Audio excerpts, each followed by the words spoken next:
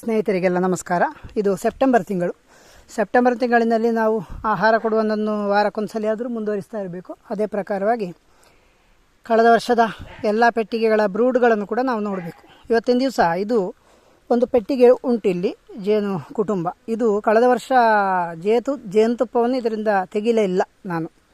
ಅಂದರೆ ಈ ಪೆಟ್ಟಿಗೆಯ ಹತ್ತಿರ ಬರಲಿಕ್ಕೆ ನನಗೆ ಸಾಧ್ಯ ಆಗಲಿಲ್ಲ, ಆ ರೀತಿಯಲ್ಲಿ ಜೇನು ತೆಗಿಲಿಕ್ಕೆ ಸಾಧ್ಯ ಆಗಲಿಲ್ಲ. ಹಾಗೆ ಅಲ್ಲಿ ಕೆಳಗಿಟ್ಟಂಥದ್ದು ಸೂಪರ್ ಮತ್ತು ಮುಚ್ಚಳ.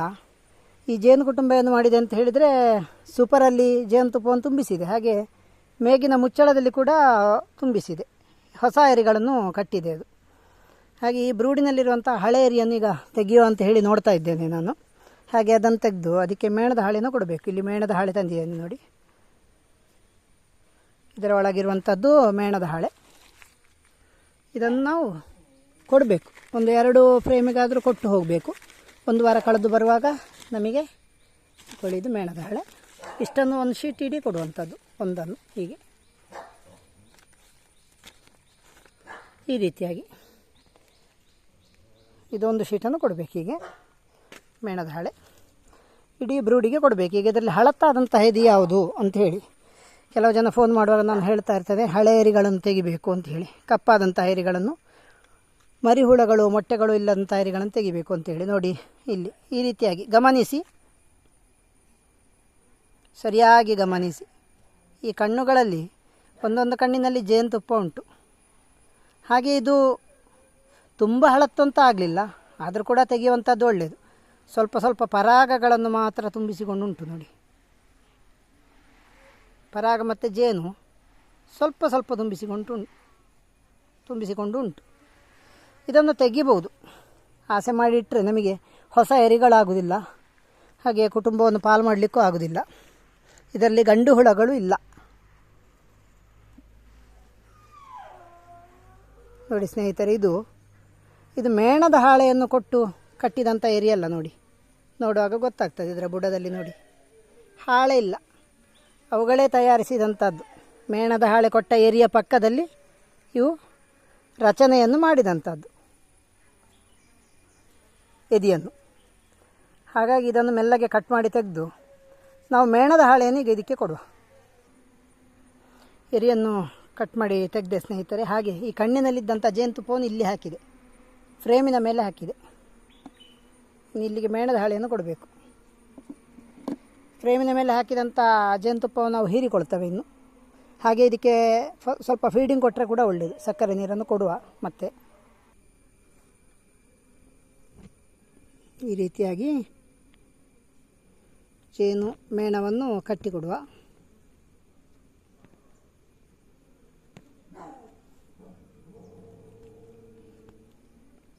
ಗಟ್ಟಿಯಾಗಿ ಅಂಟಿಸುವಂಥದ್ದು.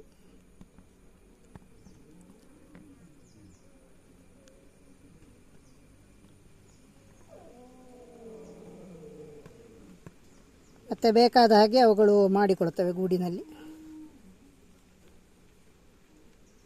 ಈ ರೀತಿಯಾಗಿ ಹಾಕಿಕೊಟ್ರೆ ಸಾಕು. ಫೌಂಡೇಶನ್ ಶೀಟ್ ಅಂತೇಳಿ ಕರಿತೇವೆ ಇಂಗ್ಲೀಷ್ನಲ್ಲಿ. ತಳಹದಿ ಅಂತೇಳಿ ಅರ್ಥ ನೋಡಿ. ಈ ರೀತಿ ಹೀಗೆ ಇಡುವಂಥದ್ದು.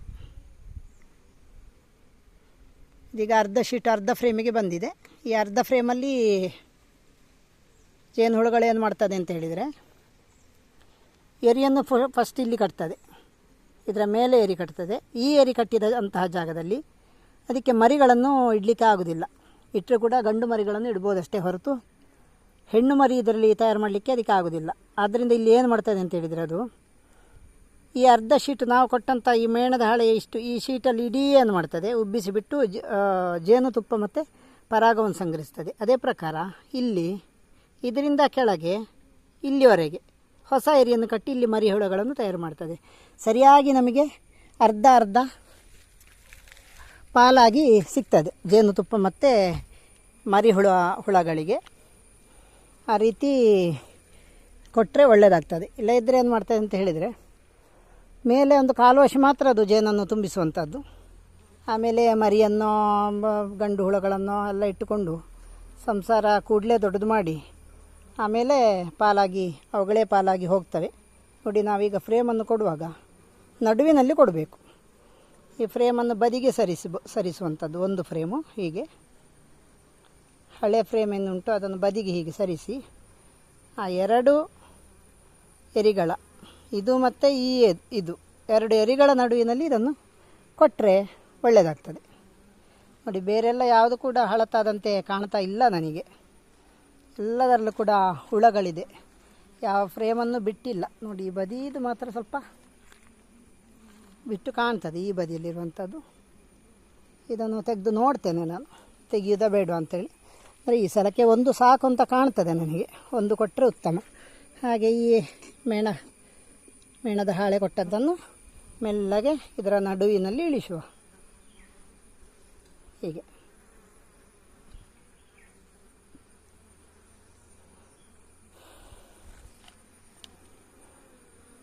ಬರುವ ಸಲಕ್ಕೆ ಇದನ್ನು ನಡುವಿಗೆ ಕೊಂಡೋಗಬೇಕು. ಇನ್ನೊಂದು ಫ್ರೇಮ್ ಆಚೆ, ಈಗ ಇಲ್ಲಿಗೆ ಕೊಂಡೋಗಿದ್ದೇವಲ್ಲ, ಇಲ್ಲಿ ಉಂಟು. ಇದನ್ನು ಈಚೆಗೆ ಹಾಕಿ ಇಲ್ಲಿರುವ ಫ್ರೇಮನ್ನು ಅಥವಾ ಆ ಬದಿಯಲ್ಲಿರುವಂಥ ಫ್ರೇಮನ್ನು ಕಟ್ ಮಾಡಿ ತೆಗೆದು ಈ ಪಕ್ಕಕ್ಕೆ ಇನ್ನೊಂದು ಶೀಟನ್ನು ಕೊಡಬೇಕು ನಾವು. ಹೀಗೆ ಈಗ ಕೊಟ್ಟಾಯಿತು. ಇನ್ನೊಂದು ಫ್ರೇಮನ್ನು ಗಮನಿಸ್ತೇನೆ, ಇಲ್ಲಂತಾದರೆ ಬರುವ ಸಲಕ್ಕೆ ನೋಡ್ಬೋದು. ಈಗ ಒಂದೇ ಸಲಕ್ಕೆ ತೆಗೆದರೆ ಗಾಬರಿ ಆಗೋದು ಚಾನ್ಸ್ ಉಂಟು. ಅದರಿಂದ ಈಗ ನಾವು ಸೂಪರನ್ನು ಇದಕ್ಕೆ ಇಟ್ಟುಬಿಟ್ಟು ಆಮೇಲೆ ತೋರಿಸ್ತೇನೆ ನಿಮಗೆ ಅದರ ವಿಷಯವನ್ನು. ನಾವೀಗ ಸೂಪರನ್ನು ಇಲ್ಲಿಂದ ಮುಚ್ಚಳವನ್ನು ತೆಗೆದು ಸೂಪರನ್ನು ಈಗ ತೋರಿಸ್ತಾ ಇದ್ದೇವೆ. ನೋಡಿ ಸ್ನೇಹಿತರೆ, ಇಲ್ಲಿ ಸೂಪರಲ್ಲಿ ನಾನು ಜೇನುತುಪ್ಪವನ್ನೇ ಕಳೆದ ಸೀಸನ್ನಲ್ಲಿ ತೆಗಿಲಿಲ್ಲ. ಆದ್ದರಿಂದ ಇದರಲ್ಲಿ ಜೇನುತುಪ್ಪ ತುಂಬ ಇತ್ತು.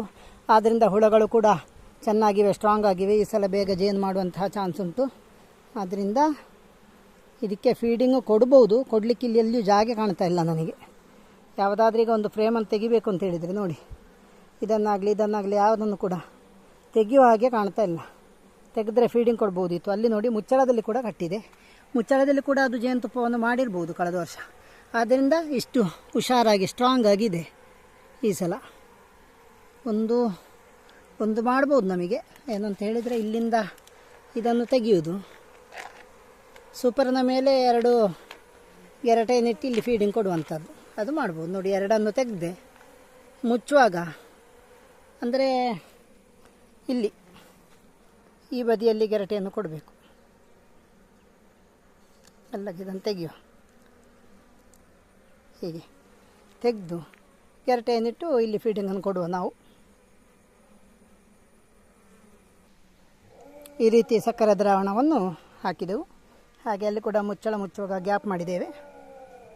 ಮೆಲ್ಲಗೆ ಮುಚ್ಚಳವನ್ನು ಮುಚ್ಚಿದೆವು ಸ್ನೇಹಿತರೆ. ಇನ್ನು ಸರಿಗೆ ಅಥವಾ ಹಗ್ಗದಲ್ಲಿ ಸರಿಗೆ ಹಾಕಿ, ಇಲ್ಲವೇ ಹಗ್ಗದಲ್ಲಿ ಕಟ್ಟಬೇಕು. ನೋಡಿ, ಒಳಗೆ ಸ್ವಲ್ಪ ಅದು ಓರೆಯಾಗಿ ಇಲ್ಲಿ ಚೆಲ್ತಾ ಉಂಟು.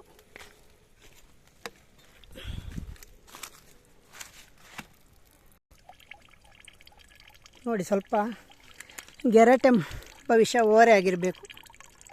ಚೆಲ್ತಾ ಉಂಟು ಸಕ್ಕರೆ ದ್ರಾವಣ. ಇನ್ನು ಪುನಃ ಮುಚ್ಚಳ ತೆಗೆದು ನೋಡಲಿಕ್ಕೆ ಹೋಗುವುದಿಲ್ಲ, ಚೆಲ್ಲುವಷ್ಟು ಚೆಲ್ಲಿ ಹೋಗ್ತದೆ. ಅದು ಕರಡಿಗೆ ಬೀಳುವ ಹಾಗಿಟ್ಟೆ. ಎಷ್ಟು ಅಂದಾಜು ಮಾಡಿದರೂ ಆ ರೀತಿ ಆಗ್ತದೆ ಕೆಲವು ಸಲ.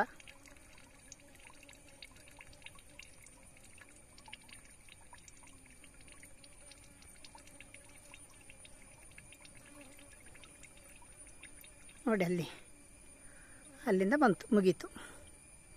ಹಾಗೆ ಇರಲಿ, ಇನ್ನು ಮೆಲ್ಲಗೆ ಅಲ್ಲಿಗೆ ಹಗ್ಗ ಹಾಕಿ ಕಟ್ಟಿ ಹೋಗುವಂಥದ್ದು. 2 ಗೆರಟೆ ಇಟ್ಟಿದ್ದೀನಿ, ಅದರಿಂದ ತೊಂದರೆ ಇಲ್ಲ. ಸಿಕ್ಕಿದ ಆಹಾರ ಸಾಕು. ಹೀಗೆ ಕೆಳಗೆ ಬಿದ್ದರೆ ಮಾತ್ರ ಇರುವೆಯ ಕಾಟ ಜೋರಿರ್ತದೆ. ನೆಲಕ್ಕೆ ಇರುವೆ, ಹೀಗೆ ಇರುವೆ ಬರ್ತದೆ. ಆದ್ದರಿಂದ ನಾವು ಜಾಗ್ರತೆ ಮಾಡಬೇಕು. ಜಾಗ್ರತೆ ಮಾಡಿದರೂ ಕೂಡ ಅದೀಗ ಚೆಲ್ಲಿ ಹೋಯಿತು. ಬಹುಶಃ ಗೆರಟೆ ಮೇಲಿನ ಭಾಗಕ್ಕೆ ತಾಗಿದೇನೋ, ಗೆರಟೆ ದೊಡ್ಡದಿದ್ದರೆ ಆ ರೀತಿ ಆಗ್ತದೆ. ಮುಂದಿನ ಪೆಟ್ಟಿಗೆಯನ್ನು ಎಲ್ಲ ಶುಚಿಗೊಳಿಸಿ ಬಲ್ಲೆಯನ್ನು ತೆಗೆದೆಲ್ಲ ಇಟ್ಟೆ ನಾನು. ಯಾವುದರಲ್ಲಿ ಕೂಡ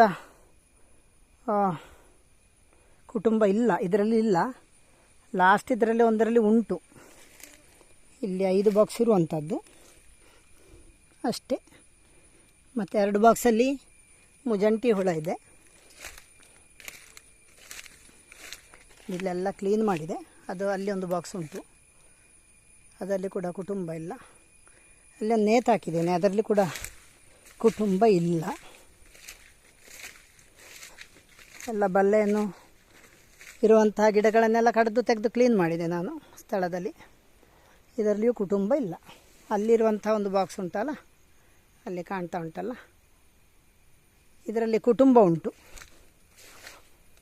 ಸಣ್ಣ ಕುಟುಂಬ, ತುಂಬ ಸಣ್ಣದಾಗಿದೆ. ರೋಗದಿಂದ ಸಣ್ಣದಾದ ಅಥವಾ ಆಹಾರ ಇಲ್ಲದೆ ಸಣ್ಣದಾದ ಅಂಥೇಳಿ ಗೊತ್ತಾಗ್ತಾ ಇಲ್ಲ.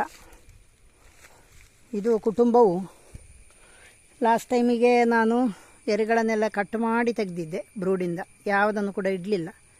ಯಾಕಂದರೆ ಇದು ಇದೇ ರೀತಿಯಲ್ಲಿ ಕ್ಷೀಣಗೊಂಡು ಹೋಗ್ತಾ ಇತ್ತು. ಆದ್ದರಿಂದ ಆ ರೀತಿ ಮಾಡಿದ್ದು ನಾನು. ಅದೀಗ ಏನು ಮಾಡಿದೆ ಅಂತ ಹೇಳಿದರೆ, ಮುಚ್ಚಳದಲ್ಲಿ ಎರಿಯನ್ನು ಕಟ್ಟಿದೆ. ಆ ಮುಚ್ಚಳದಲ್ಲಿ ಇರುವಂಥ ಎರಿ ಹಳದಿ ಬಣ್ಣಕ್ಕೆ ತಿರುಗಿಕೊಂಡುಂಟು. ಆದ್ದರಿಂದ ಸರಿಯಾಗಿ ಗಮನಿಸಲಿಲ್ಲ ನಾನು ರೋಗವ ಏನು ಅಂತೇಳಿ. ಗಮನಿಸಲಿಕ್ಕೆ ಈಗ ಆಗೋದಿಲ್ಲ. ಯಾಕೆಂತ ಹೇಳಿದರೆ ಬೇರೆ ಬಾಕ್ಸುಗಳನ್ನು ಇನ್ನೀಗ ಹೋಗಿ ಮುಟ್ಟುವಾಗ ಇದರ ಎದೆಯನ್ನೆಲ್ಲ ಕೈಯಲ್ಲಿ ತೆಗೆದ್ರೆ ವೈರಸ್ಗಳು ಸ್ಪ್ರೆಡ್ ಆದರೆ ಕಷ್ಟ, ಇಲ್ಲಿ ಅದರ ರೋಗ ಇದ್ದರೆ. ಆದ್ದರಿಂದ ಜಾಸ್ತಿ ನೋಡಲಿಕ್ಕೆ ಹೋಗಲಿಲ್ಲ. ಮುಂದಿನ ಸಲ ಬರುವಾಗ ಇದನ್ನು ನೋಡ್ತೇನೆ ಸ್ನೇಹಿತರೆ. ಸಾಧ್ಯ ಆದರೆ ವಿಡಿಯೋವನ್ನು ಕೂಡ ಹಾಕ್ತೇನೆ, ತೋರಿಸ್ತೇನೆ ನಾನು. ಹಾಗೆ ಅಲ್ಲಿ ಇರುವಂಥ 2 ಬಾಕ್ಸುಗಳು, ಅದರಲ್ಲಿ ಮುಜಂಟಿ ಹುಳಗಳುಂಟು. ಊರಿನ ಮುಜಂಟಿ ಹುಳ ಅದು. ಮುಜಂಟಿ ಹುಳದಲ್ಲಿ ಕೂಡ ನಾನಾ ರೀತಿಯ ಹುಳಗಳು, ದೊಡ್ಡದು ಸಣ್ಣದು ಅಂತ ಹೇಳಿ ಉಂಟು. ನನ್ನ ಸ್ನೇಹಿತರೊಬ್ಬರು ಅದರ ಪರಿಚಯವನ್ನು ನನಗೆ ಮಾಡಿಕೊಟ್ಟಂಥದ್ದು. ಅದು ಕಟ್ಟುವಂಥ ಗೂಡಿನಲ್ಲಿ ನಾವು ಅದನ್ನು ಕಂಡುಹಿಡೀಲಿಕ್ಕೆ ಆಗ್ತದೆ ಅಂಥೇಳಿ. ನೋಡಿ, ಇದು ಚಟ್ಟೆ ರೀತಿಯಲ್ಲಿ ಉಂಟು. ಚಟ್ಟೆ ಇದ್ದ ಕಾರಣ ಇದನ್ನು ಊರಿನ ಮುಜಂಟಿ ಹುಳ ಅಂಥೇಳಿ ನಾವು ಕರಿತೇವೆ. ತಾಜಾ ಮುಜಂಟಿ ಹುಳ, ಸಣ್ಣದು. ಮತ್ತೊಂದು ರೌಂಡ್ ಶೇಪಲ್ಲಿ ಕಟ್ತದೆ. ನನ್ನ ಹಿಂದಿನ ವಿಡಿಯೋದಲ್ಲಿ ಇರ್ಬೋದು. ಉರೂಟಲ್ಲಿ ಗುಹೆ ಥರ ಕಟ್ತದೆ. ಅದು ಪೆರುಮುಗಮ್ ಅಂತ ಹೇಳುವಂಥ ಒಂದು ತಳಿ, ದೊಡ್ಡ ಮುಜಂಟಿ ಹುಳ ಅಂಥೇಳಿ ಅದನ್ನು ಹೇಳ್ತಾರಂತೆ. ಆ ರೀತಿ ನನಗೆ ವಿಷಯ ಸಂಗ್ರಹ ಆಯಿತು. ನನಗೆ ಇದರ ಬಗ್ಗೆ ಜಾಸ್ತಿ ಮಾಹಿತಿ ಗೊತ್ತಿರಲಿಲ್ಲ, ಅಂತೂ ಮಾಡ್ತಾಯಿದ್ದೆ. ಅವರು ಹೇಳಿದ್ರಿಂದ ನನಗೆ ವಿಷಯ ಗೊತ್ತಾಯ್ತದು. ಮತ್ತು ನೋಡುವಾಗ ಹೌದು ಸಹ, ಅವುಗಳು ಕಡಿಯುವಂಥದ್ದು ಕೂಡ ಜಾಸ್ತಿ. ಪೆರುಮುಗಮ್ ಅಂತೇಳಿ ಏನುಂಟು, ಅಟ್ಟಿಸಿಕೊಂಡು ಬಂದು ನಮಗೆ ಇವು ಯಾವ ರೀತಿಯ ಕಿರುಕುಳವನ್ನು ಕೊಡ್ತವೆ ಅದೇ ರೀತಿಯಲ್ಲಿ ಇದಕ್ಕಿಂತ ಜಾಸ್ತಿ ಬಿಡುವುದಿಲ್ಲ ಅವು. ಇವುಗಳು ಬಿಡ್ತವೆ. ಇವುಗಳು ನಮ್ಮನ್ನು ಬಿಟ್ಟು ಗೂಡಿರುವಂತಹ ಸ್ಥಳಕ್ಕೆ ಓಡಿ ಹೋಗ್ತವೆ. ಆದರೆ ಅವುಗಳು ಗೂಡಿರುವಂತಹ ಸ್ಥಳಕ್ಕೆ ಹೋಗೋದರ ಜೊತೆಗೆ ನಮಗೆ ಕೂಡ ಕಿರುಕುಳವನ್ನು ಕೊಡ್ತವೆ. ಇದು ವ್ಯತ್ಯಾಸ ಪೆರುಮುಗಮ್ ಮತ್ತು ನಾಟಿ ಮುಜಂಟಿ ಹುಳದಲ್ಲಿ ಇರುವಂತಹ ವ್ಯತ್ಯಾಸ. ಹಾಗೆ ಜೇನುತುಪ್ಪದ ಬಗ್ಗೆ ನಾನಿನ್ನು ಗಮನ ಹರಿಸಬೇಕಷ್ಟೆ, ಯಾವ ರೀತಿ ಏನು ಅಂತ ಹೇಳುವಂಥದ್ದು. ಈ ಸ್ಥಳದ, ಈ ಸೈಟಿನ ಈಗಿನ ಕೆಲಸ ಇಷ್ಟು ಸ್ನೇಹಿತರೆ. ಮುಂದಿನ ಸೈಟಿಗೆ ಹೋಗ್ತೇನೆ. ಕಳೆದ ಸತಿ ಅಲ್ಲಿಗೆ ಹೋಗಿದ್ದೇನೆ, ವೀಡಿಯೋ ಸಹ ಮಾಡಿ ಹಾಕಿದ್ದೇನೆ. ಅಲ್ಲೀಗ ಆಹಾರವನ್ನು ಕೊಡಬೇಕು ಇವಾಗ, ಅದರಿಂದ ಹೋಗ್ತಾ ಇದ್ದೇನೆ. ಕತ್ಲಾಗ್ತಾ ಬರ್ತಾ ಉಂಟು. ನಾನು ಮುಂದೆ ಬಾಕಿ ವಿಡಿಯೋವನ್ನು ಮಾಡಿ ಹಾಕ್ತೇನೆ. ಸೆಪ್ಟೆಂಬರ್ನಲ್ಲಿ ಇನ್ನು ಮುಂದೆ ಇನ್ನೂ ಕೂಡ ಮಾಡಬೇಕಾದಂಥ ಕೆಲಸ ಏನು ಅಂತೇಳಿ. ಇವತ್ತು ನಾವು ಈ ಬಾಕ್ಸಿಗೆ ಮಾಡಿದಂತೆ ಕೂಡ ಹಳೆ ಎರಿಗಳನ್ನು ತೆಗೆದು ಮೇಣದ ಹಾಳೆಯನ್ನು ಕೊಟ್ಟು ಹೊಸ ಎರಿ ತಯಾರಾಗುವಂತೆ ಮಾಡುವಂಥದ್ದು ಒಂದು ಮುಖ್ಯವಾದ ವಿಷಯ. ಹಾಗೆ ಮತ್ತು ಪಾಲು ಮಾಡುವಂಥದ್ದು, ಇವೆಷ್ಟನ್ನು ನಾವು ಮಾಡಬೇಕಾಗ್ತದೆ. ಮುಂದಿನ ವಿಡಿಯೋದಲ್ಲಿ ನಾವು ಭೇಟಿಯಾಗುವ ಎಲ್ಲ ಸ್ನೇಹಿತರಿಗೂ ಕೂಡ ನಮಸ್ಕಾರ.